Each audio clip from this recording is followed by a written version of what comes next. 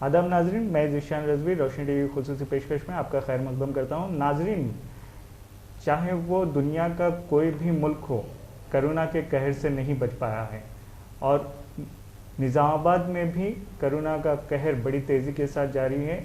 अवाम में आप अगर मुशाहिदा करें तो आज भी एहतियात के ताल्लुक से गफलत पाई जा रही है, जिसके सबब सिर्फ चंद के यौम में ही निज़ामाबाद में 3 से 4 हज़ार तक केसेस दरियाफ्त हो चुके हैं और अभी भी हर रोज़ जिस तरह से टेस्टिंग का मरहला बढ़ता जा रहा है, मरीज़ों की तादाद में भी काफ़ी तेज़ी के साथ इजाफा हो रहा है। हमारे साथ कोरोना के ताल्लुक से मुख्तलिफ मालूमात अवाम को फराहम करने के लिए गवर्नमेंट जनरल हॉस्पिटल में इंचार्ज HOD ट्रांसमिशन मेडिसिन और associate professor doctor Farida madam मौजूद हैं, जो अभी मौजूदा कोरोना के दौर में काफ़ी अहम खिदमात अंजाम दे रही हैं।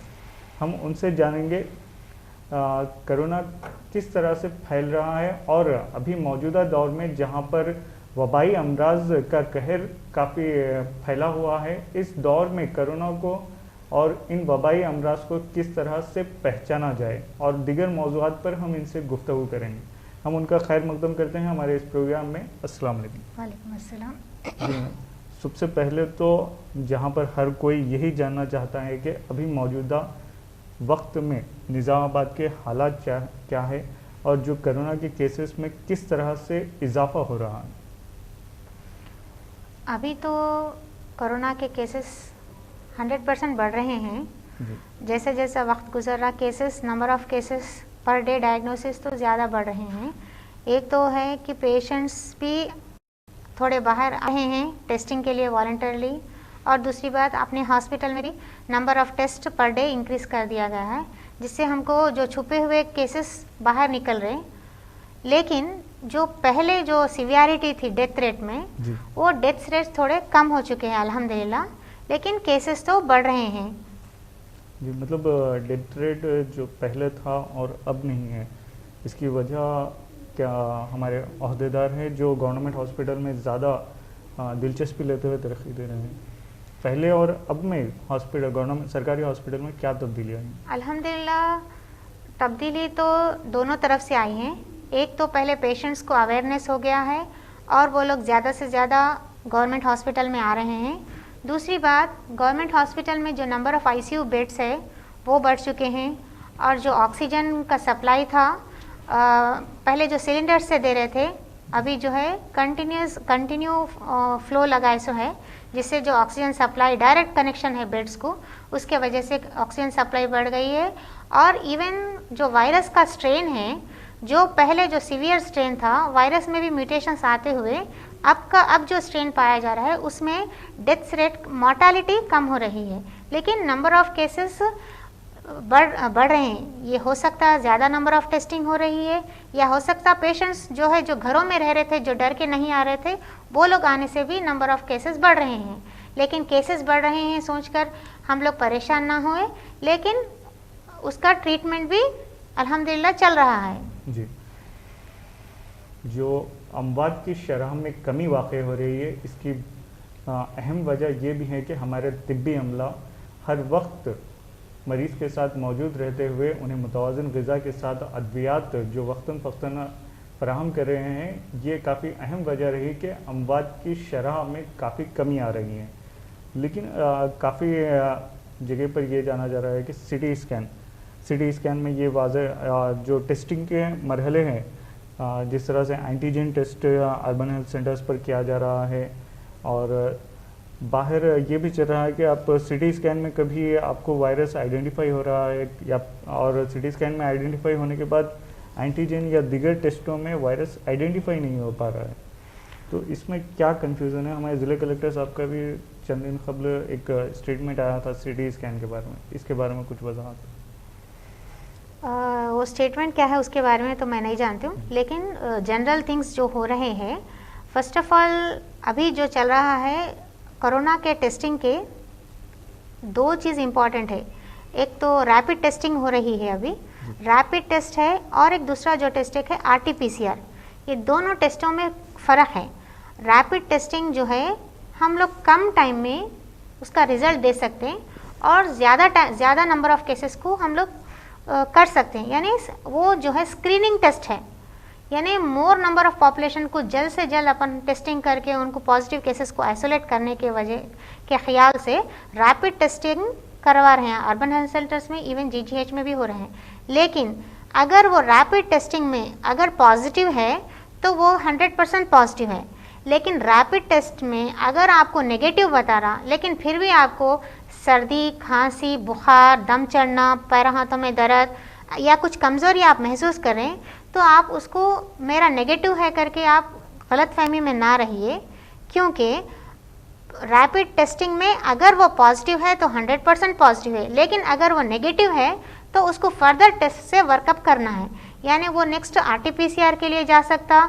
और ये जो HRCT है, सीटी चेस्ट में भी लंग में जो चेंजेस है उसके हिसाब से वो कितना लंग का इन्वॉल्वमेंट है उसके ऊपर डिग्री में कोरैट्स 1, 2, 3, 4, 5। और जनरली आजकल क्या है, 6 बोले तो आप लोग एकदम परेशान नहीं होना है। कोरैट 6 है, कोरैट 5 है, घबराने की बात नहीं है, क्योंकि अगर RT-PCR कन्फर्म पॉजिटिव है तो डायरेक्टली कोरैट 6 आ जाता। ज़रूरी नहीं है कि एकदम वो आखिरी डिग्री पे है, ऐसा नहीं रहता।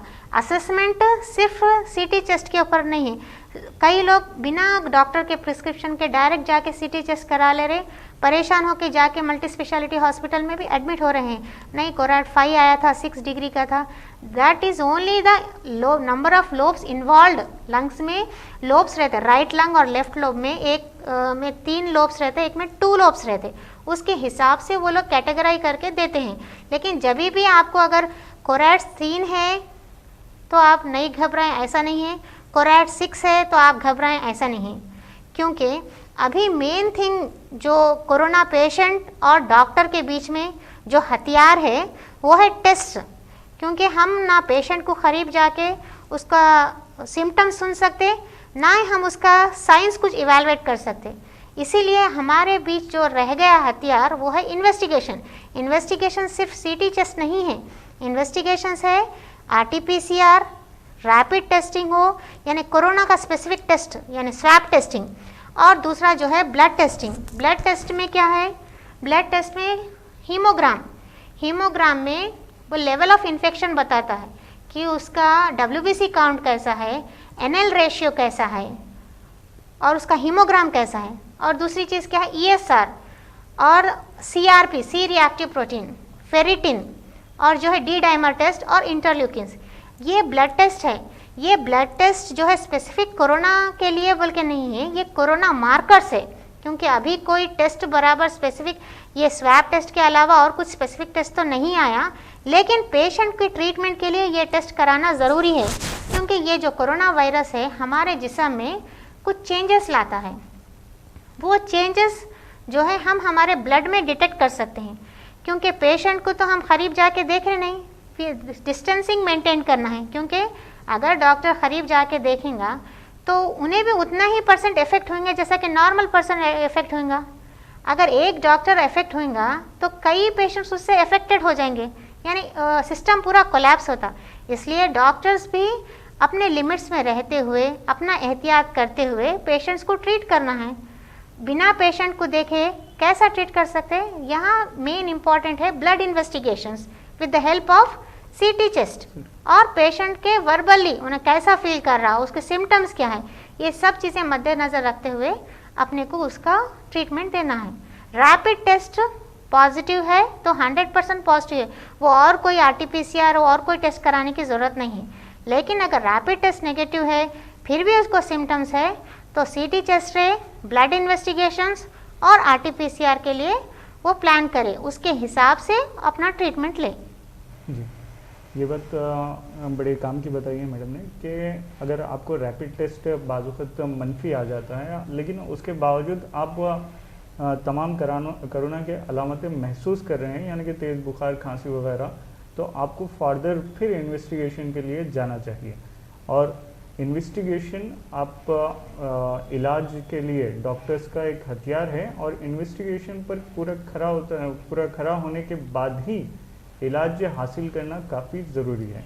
मैडम, अभी जो मौसम बरसात है जिसको सीजनल बीमारियों का भी मौसम कहा जाता है, यानी कि मौसमी अमराज इस मौसम में काफ़ी फैलते हैं। तो कई मौसमी अमराज है, चाहे वो सर्दी खांसी हो या फिर डेंगू का बुखार हो, तो इनकी और तकरीबन कोरोना वायरस की अलामतें एक सी महसूस होती हैं। तो डॉक्टर्स इनमें किस तरह से तफर्रुक पैदा कर सकते हैं?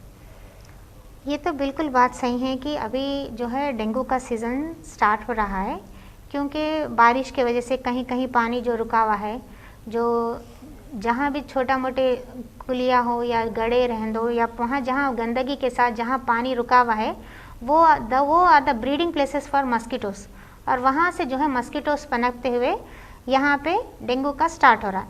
यानी और हमें सावधानी बरतना है। एक तो सैनिटाइजेशन, मास्क पहन के सोशल डिस्टेंसिंग मेंटेन करते हुए साफ़ सफाई का भी ज़्यादा ध्यान दें। अपने आसपास जो भी कुलिए हो या बॉटल्स, एम्प्टी बॉटल्स हो, शेल्स हो या कूलर्स में जो पानी बचा हुआ है, फर्स्ट ऑफ ऑल उसको एम्प्टी कर दिए और वो सराउंडिंग्स को नीट करें, तो हम कुछ हद तक 50% वो ब्रीडिंग प्लेसेस को कम कर सकते हैं। और ये जो डेंगू का मस्कीटोज़ का जो ब्रीडिंग इतना फास्ट होता है, हम उसको रोक सकते हैं। और उसको आइडेंटिफिकेशन के लिए, जैसे कि डेंगू हमारे लिए नया नहीं है, लास्ट ईयर भी कई केसेस डेंगू के पॉजिटिव हुए। डेंगू में भी हेडेक, फीवर ये कॉमन है जो कि कोरोना में है, लेकिन इसको भी डायग्नोस करने के लिए आपको ब्लड इन्वेस्टिगेशंस ज़रूरी है, क्योंकि इसमें भी प्लेटलेट काउंट चेंज होता है। लेकिन हमको डेंगू का अगर डाउट है तो specific NS1 dengue testing IgG IgM करके हम इसको इवेलुएट कर सकते हैं और उसका स्पेसिफिक ट्रीटमेंट ले सकते हैं। लेकिन हर चीज़ के लिए precaution is always better. Precaution is better than cure. जी मैडम, जहाँ पर हर उम्र का शख्स कोरोना वायरस से मुतासिर हो रहा है, ऐसे में हामिला ख़वातीन को क्या प्रिकॉशंस लेने चाहिए कि वो इस वायरस से बचे रहें? हामिला ख़वातीन हमेशा से प्रेशियस है, क्योंकि उसके जान में और एक जान है, इसलिए चाहे कोरोना पीरियड हो या नहीं हो, हमेशा उसका स्पेशल स्टेटस जैसा है वैसे ही है। उसके साथ और स्पेशल एहतियात ये करना है कि स्पेशली क्योंकि वो हामिला ख़वातीन तो बाहर नहीं निकलेंगी unless and until it is required. यानी फर्स्ट ऑफ ऑल अगर उन्होंने प्रेग्नेंट हुई तो उसको डाउट आया, उसका पीरियड मिस हो गया, तो मैं चाहती हूँ कि वो मतलब एक प्रेगनेंसी स्ट्रिप्स रहता, वो स्ट्रिप में घर में ही देख ले कि अगर पॉजिटिव है तो अपने आप को एहतियात करे, हेल्दी डाइट लेना शुरू करे, ना कि हॉस्पिटल्स के चक्कर में करे। एक बार उसका जो 2 वीक्स यानी 6 वीक्स 8 वीक्स हो जाए, एक स्कैन के लिए जाए, वो स्कैन में उसको प्रेगनेंसी इंट्रा यूट्रेन है या एक्स्ट्रा यूट्रेन यानी एक्टोपिक प्रेगनेंसीज के चांसेस रहते, वो चीज़ के लिए एक्सक्लूड करें और अपने बेसिक इन्वेस्टिगेशंस जो है ब्लड में ब्लड कितना है और दूसरे मतलब उसका काउंट कैसा है, यूरिन कैसा है देख लेके अगर अल्हम्दुलिल्लाह सब ठीक है तो अननेसेसरली हॉस्पिटल्स के विजिट्स ना करें, क्योंकि हॉस्पिटल एक ऐसी जगह है वहाँ पे कई पेशेंट्स आते हैं और हो सकता है उसमें कोरोना के पेशेंट हो और अच्छे जो है उसको कोरोना का इन्फेक्शन होने के चांसेस रहते, क्योंकि प्रेगनेंसी कोई बीमारी नहीं है। प्रेगनेंसी अगर कोई लेडी प्रेग्नेंट है वो हेल्दीनेस का अलामत है, तो फर्स्ट ऑफ ऑल वो अपने हॉस्पिटल विजिट्स को रेस्ट्रिक्ट करे और बेसिक ब्लड इन्वेस्टिगेशंस करके अपने डाइट में चेंजेस लाते हुए अपने हेल्दी डाइट लिए। दूसरी बात, अभी ये कोरोना पीरियड में जितना हो सके वो फंक्शंस ना जाए ना घर में ज़्यादा लोग आए। अगर घर में लोग आए भी तो एक रूम तक रेस्ट्रिक्ट करें और प्रेग्नेंट लेडी जो भी है वो जितना हो सके उतना डिस्टेंस मेंटेन करें। उसके साथ साथ हस्बैंड जो है वो हमेशा जो प्रेग्नेंट लेडी के साथ रहता है वो भी ज़्यादा गैदरिंग्स में जाना अवॉइड करे और जो है जब भी घर आए अपने आप को अच्छी तरीके से सैनिटाइज करे और बाहर जब गए मास्क का इस्तेमाल करें और जो अपने क्लोथिंग है वो चेंज करके ही घर में एंटर मतलब अपने रूम में एंटर करे तो बेटर रहता, क्योंकि हस्बैंड से पॉजिटिव होने का रिस्क ज़्यादा है प्रेग्नेंट लेडी को। तो हमेशा ये ख्याल करें कि जितना हो सके उतना गैदरिंग कम करें। कई लोग 7 महीने में सतवासे के कुछ दावतें कर रहे हैं या कहीं कोई और दावत में जाना है, नहीं गए तो सास कुछ बोलते, ऐसे वाक़े आ रहे हैं। तो बेटर है कि आप लोग ये सब चीज़ अवॉइड करें।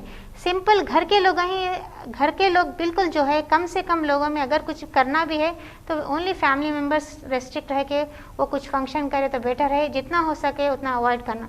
क्योंकि अगर एक तो फर्स्ट ऑफ ऑल अगर उन्हें पॉजिटिव हो गई पेशेंट प्रेग्नेंट में, उसके डिलीवरी के लिए बहुत मुश्किल है। प्राइवेट हॉस्पिटल्स में तो ले रहे नहीं, अगर कहीं गए तो लाखों में उसके चार्जेस है, और गवर्नमेंट हॉस्पिटल में भी आए तो अगर कुछ उसको कोमॉर्बिड रिस्क है तो हायर सेंटर्स को रेफ़र कर दिया जा रहा है। और दूसरी बात, अब तक कोरोना की पूरी स्टडी नहीं हो चुकी है, वो कोरोना का इफेक्ट वो फीटस के ऊपर क्या रहेगा हम वो नहीं बता सकते, अभी उसका स्टडी नहीं हुआ। लॉन्ग टर्म कॉम्प्लिकेशंस क्या आ रहे नहीं वो तो नहीं बता, लेकिन अगर पॉजिटिव भी हो गए उन्होंने तो डिलीवरी में तो प्रॉब्लम रहेगा। उसके साथ साथ जब वो डिलीवर हो जाएगा, बच्चे को जो मोस्ट इम्पॉर्टेंट जो माँ का सबसे बड़ा अनमोल तोहफा है ब्रेस्ट फीडिंग, उसको देना मुश्किल हो जाएगा, क्योंकि उसको मास्क पहनना रहेगा, शील्ड पहन के बच्चे को बिल्कुल डिस्टेंस लेते हुए सिर्फ फीडिंग के वक्त लेना है, फिर दूर रखना है। यानी माँ के लिए ये बहुत दर्दनाक चीज़ है। शायद उसका इन्वॉल्वमेंट हो ना हो, लेकिन फैमिली मेम्बर्स को कोरोना आने की वजह से भी अगर वो प्रेग्नेंट लेडी को ये पॉजिटिव होगा तो उससे उसको बहुत प्रॉब्लम्स होंगी। तो जिस घरों में प्रेग्नेंट लेडीज़ है, मैं उनसे गुजारिश कर रही हूँ कि स्पेशली हस्बैंड्स गैदरिंग्स में ना जाएं, अगर जाएं भी तो मास्क इसका इस्तेमाल करें और अपने आप को सैनिटाइज करके घर के अंदर एंटर हुए। अगर खुदा न खास्ता अगर किसी हामिला ख़वातीन अगर कोरोना से मुतासिर हो जाएं तो आम शख्स के मुकाबले इन्हें किस तरह से ट्रीटमेंट देना चाहिए? अगर होम आइसोलेशन हो तो किस तरह के एहतियात बरतना चाहिए? आइसोलेशन तो सेम चीज़ जैसे दूसरों का है, इनका भी सेम वही है। कुछ ड्रग्स इनके कौन से वीक्स कितने वीक्स में इनको पॉजिटिव आया वो देखते हुए डॉक्टर डिसाइड करेंगे, फर्दर इनके ब्लड इन्वेस्टिगेशंस करते हुए वो हिसाब। आइसोलेशन का तो सेम दूसरों को जैसा आइसोलेट होना है इनको भी वैसे ही आइसोलेट होना है, लेकिन मेन प्रॉब्लम फीटस के ऊपर क्या प्रॉब्लम रहेगा अब तक इसकी स्टडी नहीं हुई है, लिहाजा प्रिकॉशन जितना बेहतर करे उतना बेटर रहेगा। जी मैडम, क़ब्ल में कोरोना वायरस आने पर पूरे महल्ले में खौफ का माहौल हो जाता था, खुद अपने घर वाले तक मरीज़ को दाखिल नहीं होने देते थे, लेकिन अब होम आइसोलेशन के तहत गवर्नमेंट किट्स वगैरह फराहम कर रही हैं। तो इन हालात में अगर घर पर कोई होम क्वारंटाइन हो रहा है तो घर वालों को, मरीज़ तो अलग थलग रहेंगे ही, लेकिन घर वालों को इस वबा से बचने के लिए किस तरह के प्रिकॉशंस लेने चाहिए? फर्स्ट ऑफ ऑल अभी ये पैंडमिक में हर एक कोई ना कोई किसी ना किसी स्टेज पे इफ़ेक्ट होने के चांसेस है, लेकिन हमको जहाँ तक हो सके वहाँ तक बचाना है। अगर कोई मरीज़ किसी को अगर पॉजिटिव आ गया है तो फर्स्ट एंड फॉरमोस्ट थिंग वो घबराए नहीं, मतलब मुझे पॉजिटिव आ गया फिर क्या होगा, मैं कोई हॉस्पिटल जाके एडमिट हो जाऊँ क्या, ऐसा ना सोचे। उसको अगर कुछ सिम्टम्स है और उसके ब्लड में ज़्यादा चेंजेस आए तो देन उन्हें हॉस्पिटल एडमिशन के लिए प्लान करें। अगर उसको सिम्टम्स नहीं है, माइल्ड सिम्टम्स है, बॉडी एक्स है, सैचुरेशंस अच्छे रह रहे, दम नहीं चढ़ रहा, तो उन्हें घर में रह के ही ट्रीटमेंट ले सकते हैं। और दूसरी बात, घर में अगर होम फैसिलिटी में घर में 2 से 4 कमरे रहे तो एक कमरे में वो अपने आप को आइसोलेट हो जाए, और घर में जो घर के 4-5 मेंबर्स में जो भी हेल्दी है, वन ऑफ द मेंबर अपने आप को वॉलंटियर करके उनकी जो सर्विंग है, फूड देना हो या कुछ भी देना हो, मास्क पहनते हुए, ग्लव्स का इस्तेमाल करते हुए वो पेशेंट को डिस्पोजेबल आइटम्स में अगर उसका जो भी फीड है दिए तो बेहतर रहता। एक टाइम पे एक जनों खाना दिए, दूसरे टाइम पे और एक दूसरे दिए, यानी अननेसेसरी नंबर ऑफ पीपल को वो एरिया में एक्सपोज नहीं करते हुए कोई एक इंडिविजुअल जिम्मेदारी से काम करे तो हो सकता उन्हों प्रिकॉशंस लेने से घर के उसको शायद नहीं आएगा। खुदा ना खास्ता अगर उसको पॉजिटिव भी हुआ तो अगर उन्हें हेल्दी मेंबर रहा तो उन्हें definitely he will come out, और मल्टीपल लोग इन्फेक्ट नहीं होंगे क्योंकि मल्टीपल लोग वहाँ से एक्सपोज नहीं होंगे। इसलिए जितना हो सके फर्स्ट ऑफ ऑल पॉजिटिव आए, घर में फैसिलिटी है क्वारंटाइन होने की, आइसोलेट होने की तो आइसोलेट है, और हेल्दी डाइट लिए, और जो फैमिली मेम्बर्स में एक आध जो भी है वो अपने को वॉलंटियर करे। आज उनको पॉजिटिव आया, कल किसी और को भी पॉजिटिव होता, यानी हम पॉजिटिव आया तो उसको कुछ सोशल स्टिग्मा ऐसा कुछ गलत ना देखे, मतलब अपन उस टाइम पे उसको थोड़ा अपनी हिम्मत से, प्यार से अगर हम उनको सही ट्रीटमेंट देंगे, फॉलोअप करते रहेंगे तो वो भी एक आसानी से कोई और जैसे और बीमारी की तरह वो भी चले जाएगा। और एक इसमें इम्पॉर्टेंट बात ये है ये बीमारी में, देखिए हमको 14 से 16-17 डेज तक क्वारंटाइन रह रहे, यानी हमको कोई चीज़ से इंटरवेंशन नहीं, सिर्फ और सिर्फ 100% टाइम हमारा ही है। तो उस टाइम पे हम अपने आप को एनालाइज करें, हमें अच्छे हेल्दी हैबिट्स डेवलप करें, करेक्ट टाइम पे सोते हुए करेक्ट टाइम पे फूड का इस्तेमाल करते, हेल्दी और न्यूट्रिशियस डाइट लेने का प्लान करें। तो ये एक तरीके से अपने आप को असेस करने का भी एक मौका मिला और उसको सही चीज़ में इस्तेमाल करें वो वक्त को, तो बेहतर है ना कि हम व्हाट्सएप पे उसमें क्या न्यूज़ हो रहा हो, कोरोना से कितने डेथ्स हो गए, कोरोना से कितना, ये चीज़ सारी चीज़ें हमको ज़रूरी नहीं है। हमको ज़रूरी हमारी हेल्थ है और हमारे लिए हमको क्या करना है वो इम्पोर्टेंट है। जी बेशक, ये बात तो सही है कि जब भी आपको अगर खुदा न खास्ता अगर पेशेंट कोरोना से आप शिकार बने तो आपको जो क्वारंटाइन का कीमती वक्त मिलता है उसमें आप अपने आप का मुहासबा कीजिए और अपने आदत को सुधारिए जो बिगड़ चुकी है। मैडम, आजकल कोरोना से मुतासिर होने के बाद जो अद्वियात दी जाती है वो फेसबुक वगैरह पर, सोशल मीडिया पर काफ़ी धड़ल्ले से शेयर किया जा रहा है और हर फर्द चाहे वो मुतासिर हो या ना हो टेस्ट से कबल उन अद्वियात का इस्तेमाल कर रहा है, चाहे वो कौन सी भी अद्वियात हो, चाहे उसे मेडिकल फील्ड का इल्म हो या ना हो, वो अद्वियात इजीली हासिल करते हुए इस्तेमाल कर रहा है। तो ऐसे हालात में अगर वो कोरोना का पेशेंट ना हो और वो अद्वियात का इस्तेमाल करता हो तो इन हालात में उसकी सेहत पर क्या असर पड़ता है? फर्स्ट ऑफ ऑल ये ऑनलाइन ट्रीटमेंट तो बहुत कॉमन हो चुका है और that is the way we are treating the patient, क्योंकि कोई पेशेंट डायरेक्टली डॉक्टर के पास नहीं जा रहा, उसके सिम्टम्स और उसके इन्वेस्टिगेशंस रिपोर्ट्स से ही उसका ट्रीटमेंट चल रहा।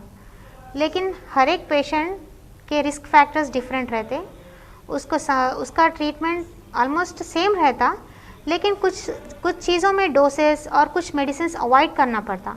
तो आप ऐसे ही ब्लाइंडली सेम ट्रीटमेंट, आप जो 28 ईयर्स के हैं, आपको कोई कोमॉर्बिड कंडीशंस नहीं है, सेम व्हाट्सएप का मैसेज आप और कोई 50 ईयर्स 60 ईयर्स वाला जिसको डायबिटिक है, हाइपरटेंसिव या एस्थमाटिक है, उसको फॉरवर्ड नहीं कर सकते आप। डेफिनेटली डॉक्टर्स एडवाइस रहना चाहिए, डॉक्टर विल डिसाइड कि वेदर वो ट्रीटमेंट उसको लेना ज़रूरी है, वो टैबलेट अवॉइड करना है। कुछ टैबलेट्स ऐसे हैं कि किसी को 14 दिन देने का रहता, किसी को 28 दिन देने का रहता, यानी उसका डोसेस टेपरिंग डोज में देना पड़ता। सडनली देने से क्या हो रहा, सडन डोसेस देने से जो डायबिटिक पेशेंट है उनके ब्लड शुगर्स अनकंट्रोल हो जा रहे, वो अनकंट्रोल शुगर्स को मैनेज कर रहे, लेकिन बेसिक थिंग जो अननेसेसरली जो ड्रग ऐड करे उस पर तवज्जो नहीं हो रही। और ये काफ़ी कॉमन हो चुका है क्योंकि फ्रीली एडवाइस मिल रही, वो डॉक्टर से पूछ रहे, फिर वो डॉक्टर से पूछ रहे, क्योंकि आप लोगों के पास वक्त ज़्यादा हो जा रहा और ऑनलाइन ट्रीटमेंट्स के फॉर्मेट्स आ रहे हैं, तो आप क्रॉस चेकिंग के लिए ये डॉक्टर वो डॉक्टर ये डॉक्टर का देख रहे हैं। काफ़ी पेशेंट्स ऐसा कर रहे हैं जिससे सिर्फ उनको ही नुकसान हो रहा है। चाहे वो सिंपल चीज़ हम कुछ लेने जाए बाज़ार में, एक चीज़ को 4 जगह फिर के देखें तो वक्त बर्बाद होता, लेकिन उससे ज़्यादा इम्पॉर्टेंट हमारी सेहत है। आपको फर्स्ट ऑफ ऑल अपने डॉक्टर में कॉन्फिडेंस रहना चाहिए, वो डॉक्टर्स आपको जो एडवाइस दे रहे हैं उस पर फॉलो अप होते हैं, ना कि गूगलिंग करें। Medicine is not easy, Google में ये बता रहा, ये लूँ क्या, ये बता रहा, ऐसा नहीं है। हर एक इंडिविजुअल की एक पर्सनालिटी डिफरेंट रहती, उसके इम्यूनिटी लेवल्स डिफरेंट रहते, उसी हिसाब से उसका ट्रीटमेंट भी डिफरेंट था। आप अपने आप से कुछ भी मेडिसिन ऐसा नहीं ले सकते। डेफिनेटली आपको कोई ना कोई एक डॉक्टर की सलाह पे लेना ज़रूरी है, और बेहतर है कि वो डॉक्टर में कॉन्फिडेंस रखिए आप, कि ना कि अरे ऑनलाइन में फ्री में हो रहा, मैं इनसे पूछूंगा इनसे पूछूंगा। ऐसा करने से आप सिर्फ नुकसान में रहेंगे। जी, जिस तरह से मैडम ने बताया कि ऑनलाइन जो ट्रीटमेंट होता है और आपकी जो पर्सनैलिटी है, उन वो टैबलेट्स आपकी पर्सनैलिटी को सूट करना भी काफ़ी ज़रूरी है। अक्सर ये देखा जाता है कि कोई एक प्रिस्क्रिप्शन आता है व्हाट्सएप पर, वो प्रिस्क्रिप्शन जिसको दिया गया है उस मरीज़ की उम्र हमें पता नहीं होती और उस मरीज़ के मौजूदा हालात हमें पता नहीं होते। फिर भी हम अगर जिस तरह से कि अमराज का मौसम है, ये मौसमी अमराज का मौसम है, बुखार या फिर खांसी सर्दी महसूस होने पर हम वो अद्वियात को इस्तेमाल कर लेते हैं। वो अद्वियात हम ये समझते हैं कि अगर हमें अच्छा करेंगे, लेकिन नॉर्मल टाइम पे नॉर्मल हालात में ये होता है कि कुछ वक्त के लिए बुखार वगैरह अच्छी हो जाती है, लेकिन उसका असर हमारे लंग्स पर या फिर किसी जिस्मानी अज़ू पर होता है। मैक्सिमम किडनीज पर भी इसका काफ़ी असर पड़ता है। तो ये असरात से बचने के लिए और अपनी सेहत को बरकरार रखने के लिए आप गूगल डॉक्टर को फॉलो करने के बदले में आप अपने शहर के किसी एक डॉक्टर को फॉलो कीजिए और उस पर पूरे एतमाद तरीके से अपना इलाज कराइए।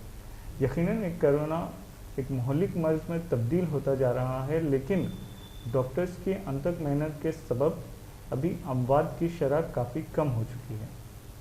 और हमें चाहिए कि हम हर वक्त आवाम के हुजूम से दूर रहें। अगर आप घर से बाहर भी आपको काफ़ी ज़रूरी काम है, अगर आपको घर से बाहर ही निकलना है तो उस वक्त भी आप अपने साथ अपने मास्क को रखिए, आप हैंड ग्लव्स का इस्तेमाल कीजिए, आप सैनिटाइज़र का इस्तेमाल कीजिए। और हो सकता है साल 2 साल में ये वबा चले जाए, लेकिन आपकी वजह से अगर कोई पर्सन, कोई शख्स या फिर अपने अफराद ख़ानदान इस वबा से मुतासिर हो और खुदा न खास्ता इस दुनिया को छोड़ दे, तो उसके ज़िम्मेदार आप होंगे। मैडम, इसी तरह हम जानना चाहते हैं कि ऑनलाइन पर कई अद्वियात फराहम की जा रही हैं कि ये आपकी क़ुव्वत मदाफ़ियत में इजाफ़ा करेंगे, तो इन अद्वियात का भी आम तौर पर आवाम में धड़ल्ले से बिकाव हो रहा है और उसके भी काफ़ी मुज़ीर असरात भी नज़र आ रहे हैं, तो इसके बारे में कुछ? ऐसे तो कई ब्रांड्स आ रहे हैं, लेकिन उसका एक्सपेरिमेंटल के बाद उसका रिजल्ट्स क्या है, गवर्नमेंट ऑफ इंडिया से उसका अप्रूवल है या नहीं है, वो तो हमें नहीं पता। लेकिन एलोपैथिक मेडिसिन्स का तो डेफिनेटली वो एक्सपेरिमेंट्स होके उसका लाइसेंस होने के बाद ही वो मार्केट में आते हैं और वो जो है हम उसको यूज़ करें तो जैसे कि विटामिन डी, सी, बी कॉम्प्लेक्स वो हम इस्तेमाल करते हैं। लेकिन उसके बावजूद भी मेरा मशवरा ये है कि हम जो है विटामिन सी के लिए फ्रेश फ्रूट्स जो है, हाँ, सिट्रस फ्रूट्स, संतरा, मौसम्बी, हाँ, जैसे कि वो फ्रूट्स, और बी कॉम्प्लेक्स के लिए पपाया, आयरन के लिए अनार, सेब, यानी हर सीज़न के सीजनल फ्रूट्स इस्तेमाल करते हुए वेजिटेबल्स का इस्तेमाल करें और सही टाइम पे सोए और सही टाइम पर उठे। अपना हेल्दी टाइम पे हम मतलब healthy foods with correct time पे खाएंगे तो वो खुद हमारे लिए ठीक है। हम अपने हाथ से अपने खाने की चीज़ें बिगाड़ रहे हैं, अपने हाथ से सोने का टाइम बिगाड़ रहे हैं, फिर कोई टॉनिक्स के पीछे 3-4 हज़ार रुपये लगा के वो पीना चाह रहे जिसका कुछ गारंटी नहीं है।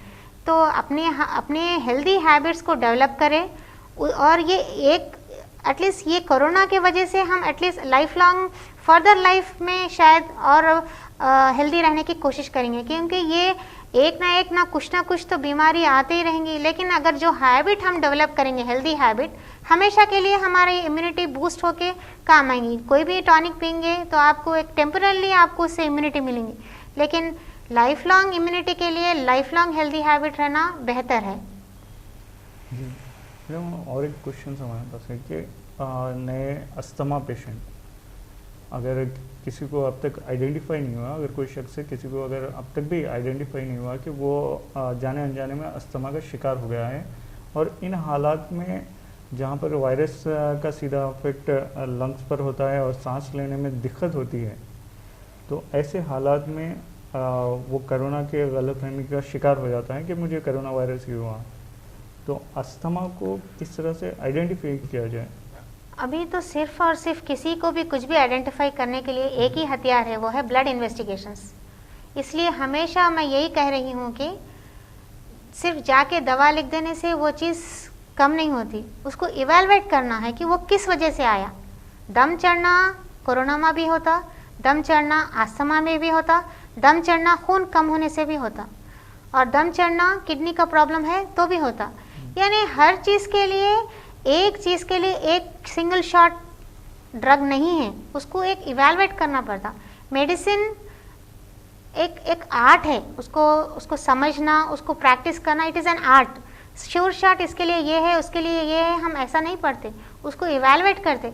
लेकिन ये सिचुएशन ऐसा आ रहा है कि हम पेशेंट के करीब जाके उसके पास क्लिनिकल साइंस हम इवेलुएट नहीं कर सकते, ना हम स्टेथोस्कोप रख सक रहे उसके डिफरेंट साउंड सुनने के लिए, ना हम उसका हाथ लेके उसके पल्स के डिफरेंट वेव्स ऑफ पल्स नहीं दे सक रहे, ना हम उसकी आंख में पैलर देख सक रहे, ना जॉन्डिस देख रहे, ना जबान के ऊपर कुछ देख रहे, यानी हम पेशेंट को एग्जामिन ही नहीं कर सक रहे। सिचुएशन ऐसा है, तो सिर्फ और सिर्फ हमको उसका ब्लड मिल रहा है, वो ब्लड में हम डिफरेंट नमूने के टेस्ट करते हुए वो पेशेंट को असेस कर रहे हैं कि उन्हें आस्थमाटिक है, या उसको कुछ कोरोना है, या उसको एनीमिया है, या वो सिंपल सब चीज़ रहते हैं, सिर्फ घबराहट से भी दम चढ़ के आता। तो ऐसे कई चीज़ें हैं जो कि हम सिर्फ और सिर्फ अब ये पैंडमिक में हम उसका सिर्फ सिंपल ब्लड लेके ही सारे डिफरेंट टाइप ऑफ इन्वेस्टिगेशंस करते हुए करके उसको इवेलुएट कर सकते हैं। हो सकता है न्यू एस्थमेटिक्स भी डायग्नोस हो, क्योंकि अभी सीज़न जो चेंज हो रहा है, आस्थमा फ्लेयर अप होता, तो उसमें भी हम ब्लड इन्वेस्टिगेशन में पता कर सकते हैं, उसका लेवल से चेंजेस होते हैं। और चेस्ट एक्सरे, दो चीज़ों से हम डिफ्रेंशिएट कर, यानी अभी जो है, जो पहले जो इन्वेस्टिगेशंस, जो बैकग्राउंड क्लिनिशियन फोरफ्रंट में रहता और पैथोलॉजिस्ट डायग्नोस्टिशियन बिहाइंड रहता, लेकिन अभी सिनारियो चेंज हो गया। डायग्नोस्टिशियन पहले है, फिर उसका इन्वेस्टिगेशंस देखते हुए उसको डायग्नोसिस के साथ ट्रीटमेंट देना है, चाहे वो ऑनलाइन ट्रीटमेंट क्यों ना हो, वो भी ब्लड इन्वेस्टिगेशंस पे है, चाहे आप जाके मल्टी स्पेशलिटी कॉर्पोरेट हॉस्पिटल में भी रहो, वहाँ पे भी इन्वेस्टिगेशन ही फर्स्ट थिंग वो लोग क्या करते हैं, पेशेंट एडमिट होते ही उसका ब्लड ड्रॉ करके नंबर ऑफ टेस्ट करते हैं, every second day, every third day, every fifth day same test repeat करते हुए उसका असेसमेंट कर रहे हैं, या उसको हम इंजेक्टेबल्स देना है, या उसको बी पैप देना है, सी पैप देना है, या उसको कुछ वेंटिलेटर लगाना है। ये सारे चीज़ें ब्लड इन्वेस्टिगेशंस के ऊपर ही चल रहे हैं।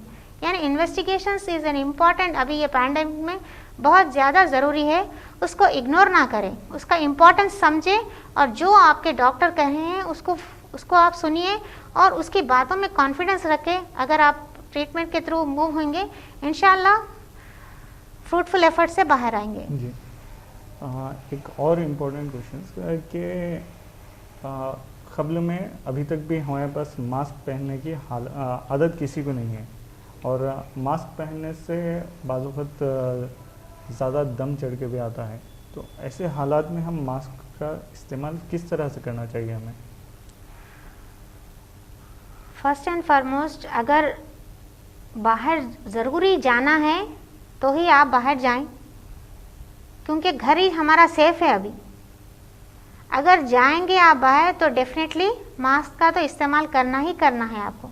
बिना मास्क के अगर आप जाएंगे तो आप अगर इन्फेक्टेड है तो दूसरों को इन्फेक्ट करेंगे, दूसरे इन्फेक्टेड है तो आप इन्फेक्ट होके आएंगे, और आपके वजह से जो घर में हैं, अगर आप हेल्दी आप बाहर जाने आने के कंडीशन में हैं तो हो सकता है आपकी इम्यूनिटी अच्छी है, आके भी चले जाएंगे, लेकिन आपके घर में जो बुजुर्ग लोग हैं, जो जाने आने में जिसको दिक्कत है, जो एज लोग हैं, जो इसको कुछ कोमॉर्बिड हाइपरटेंशन, बीपी, आस्थमा या पैरालिसिस कुछ, या कैंसर के मरीज़ भी जो घर में रहते हैं, उनका इम्यून स्टेटस कम रहता, उनको आप इन्फेक्शंस लाने के चांसेस रहते। तो ये हमको मास्क को तो हमेशा हमारे साथ रखना ही है, उसके साथ ही अब शायद हमको साल 2 साल गुजारना पड़ेगा। तो जैसा कि अभी जापान में है, जापान को सबसे डिसिप्लिन्ड कंट्री बताते हैं, वहाँ पे तो मतलब वो लोग वहाँ पे कम नंबर ऑफ डिसीजेस है, यानी वो लोग पहले से ही डिस्टेंस मेंटेन करते और जो है मास्क का इस्तेमाल करते। तो हमको भी अभी मास्क का इस्तेमाल करना है, और जो है हमारे अपने हाथों को सैनिटाइज करते हुए डिस्टेंसिंग मेंटेन करना है, और अननेसेसरी गैदरिंग्स को अवॉइड करना है। जहाँ तक हो सके अननेसेसरी गैदरिंग्स को अवॉइड करें, और जो है ख़ास तौर पे अभी बच्चों के स्कूल्स नहीं चल रहे हैं, उसमें क्या हो रहा है, बच्चे घर में गड़बड़ कर रहे हैं इसलिए बाहर आ जा रहे हैं, और इतने सारे बच्चे बाहर एक साथ खेल रहे हैं विदाउट मास्क, वो भी बहुत बड़ा रिस्क है।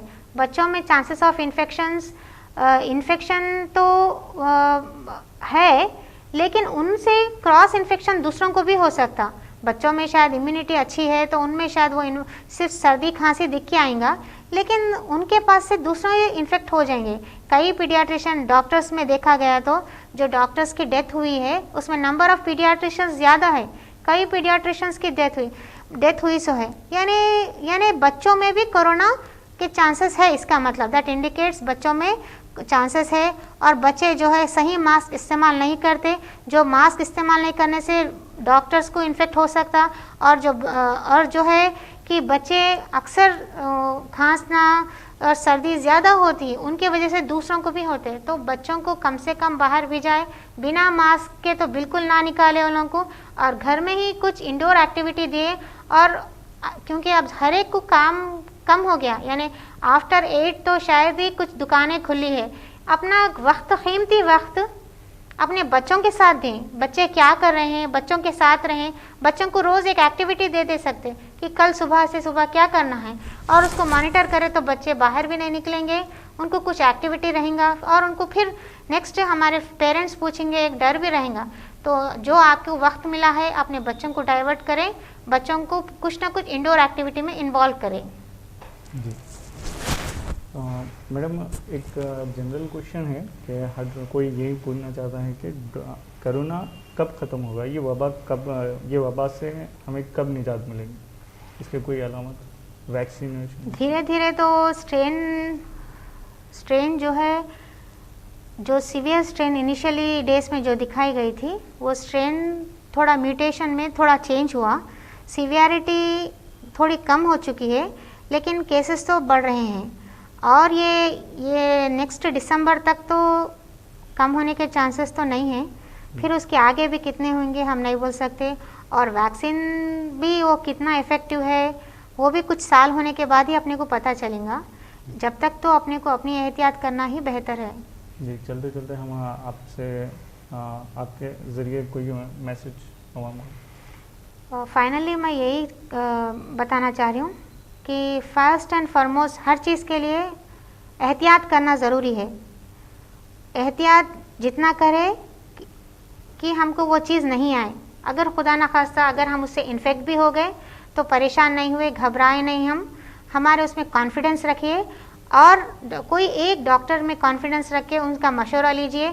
जब वो आपको इन्वेस्टिगेशंस करने के लिए कह रहे हैं वो फॉलो अप करिए, और जो होम क्वारंटाइन रह रहे हैं, यानी जिसके सिम्टम्स ज़्यादा सीवियर नहीं है, वो आइसोलेशन में रह के फैमिली मेम्बर के सपोर्ट से वो लोग अच्छे हो सकते हैं। और वंस अगर उन्होंने अच्छे हो गए अल्हम्दुलिल्लाह, 28 डेज़ के बाद जो है वो लोग एलिजिबिलिटी है प्लाज्मा डोनेट करने के लिए। आजकल प्लाज्मा का बहुत ज़्यादा चल रहा है। इफ़ेक्टिवनेस तो कितना है अभी स्टडी कंप्लीट नहीं हुई, बट स्टिल मॉडरेट केसेस में प्लाज्मा जो पॉजिटिव केसेस होने के बाद 28 डेज़ के बाद उन्होंने एलिजिबल रहते प्लाज्मा देने के लिए। अपने आप को वॉलंटियर करें।